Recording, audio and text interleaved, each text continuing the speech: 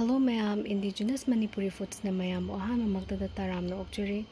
Masidi mathel khara yengminasi ahan bada torbo champut. Ani subda Hawai managa mukanga atekpaga mayan thongba ama. Aroi bada thangjinga tengno manbiga metpa ama yengminarase. Adudi khoi haunaba tawrase. Champut ki damakta torbo se khokpa chamba loina loizare. Morok metpada changadaba machal sing susida leizare. Hawai mana thongba changadaba machal sing su leizare. Adudi khoi haunaba tawrase. Maru marang dei thongna sum haizara age. Adudi champut hana phutlase. Ising hairase. Mundribo kam hanbirase ko. Benji sahanjare, thau khar lauzare ko. Acha thau oina lauzare. Munba ngairase. Thau munba ngairingaida ko nga se tot se thum khara hapjare. Machu khara lauzare ko. Tot lase.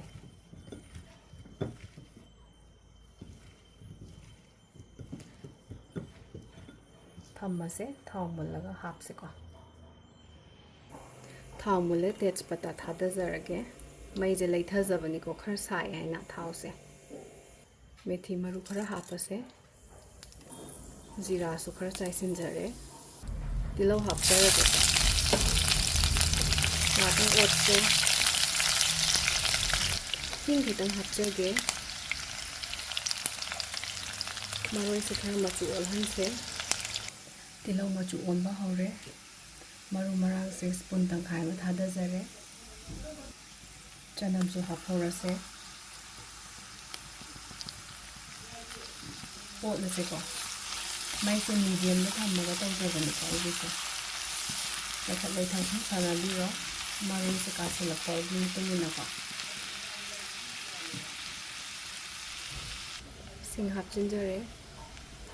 Hairi bob se macha ani khak lozare ko hapchinjare. Hojikti nga do hapnaba tawrase. Nga se happaga ngatang ngawse ko. Hana otpirase. Fare hojikti nga se ngatang ngawrase. Ro onthoga yengase.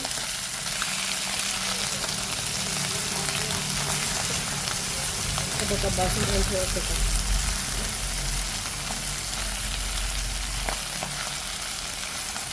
High flame da ngawjabani ko nga he hapada gidi. Ngatang na thangjise. Hojikti khamina sinaba hapchinbirase. Samaru su hapchilase. Mari atekpadu su hapchilase. Muga powder khara hapjage. Suga machu su hapjahorage. Thumsu oknaba changda lauzare ko. Amu otlase. Thum hapapanina khamina sinbase thuna patthagani ko. Sina ngatang ngawrase. Makum kupaga low flame da minute manga mu ngawjabani. Alu hapase. Chawai su hapchil horase ko.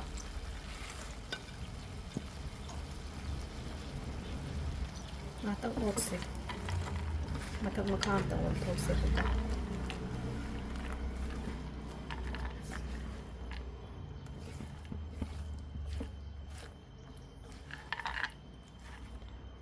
Mai se medium to low da thammaga ngatang ngawjakhige. Tang hangdo yengsi ko.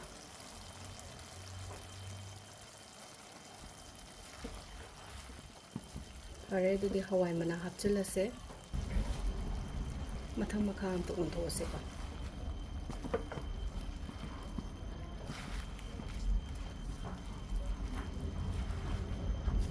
Tam na tawse nga se kaidana ko. Makum ngatang kupsilaga thamse. Chamta hangduga check tawse.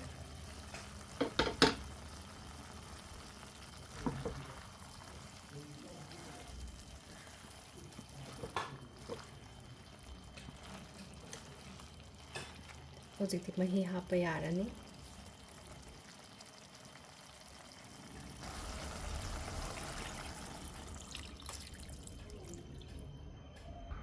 खरा ओटलसे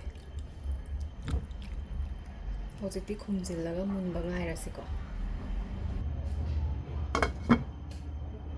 तेनो मानबीसे सोइबा हौरसे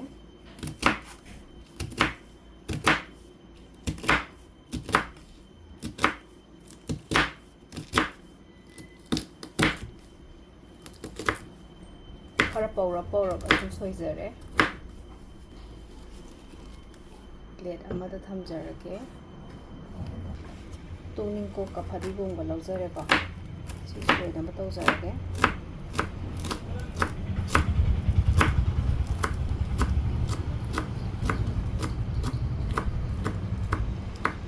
plate अमदा हापचिनजरगे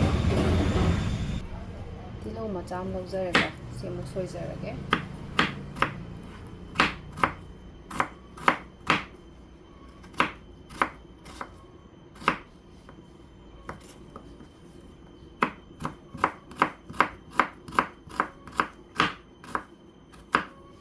मोरोक मेटनबा तौजरगे थुम हापसे मोरोक से हाना नैरसेको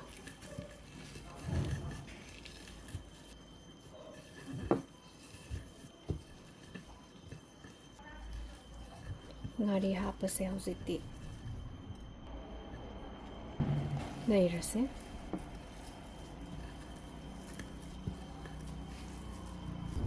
इसिंग खितंग हापजरगेको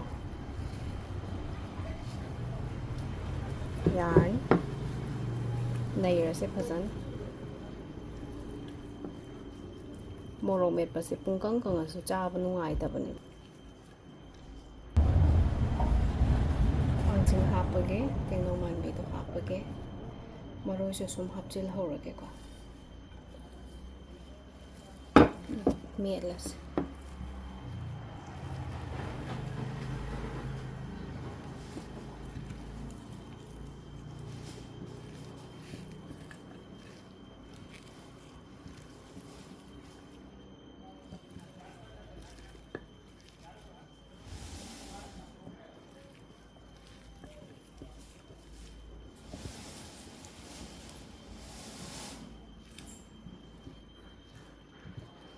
मनम याम नुंसी हावरनी फजना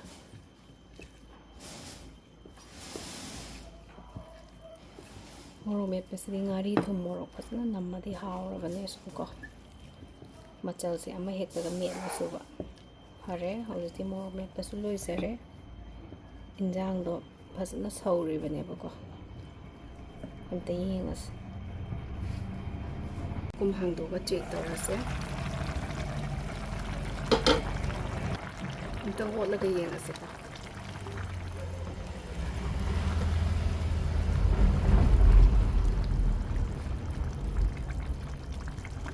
चवाइदी फजना मुल्लेको आलू से अमतंग check तौसे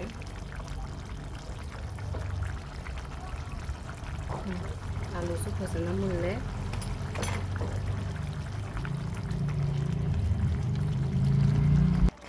फदिगोम चाइजरगे अमतंग ओटकेको फदिगोम हापगे फरे हौजिक्ति मखुम खुमजिल्लगा minute अमनी थम्मगा plating तौजरगे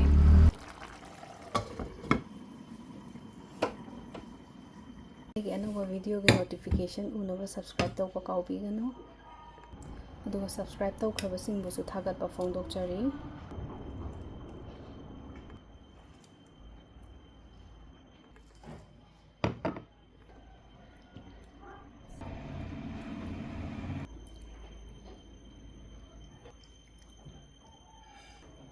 plating तौबसु लोइजरे अदुदि मथंगी blog ता अमु उनरसे खुरुमजरी मयाम।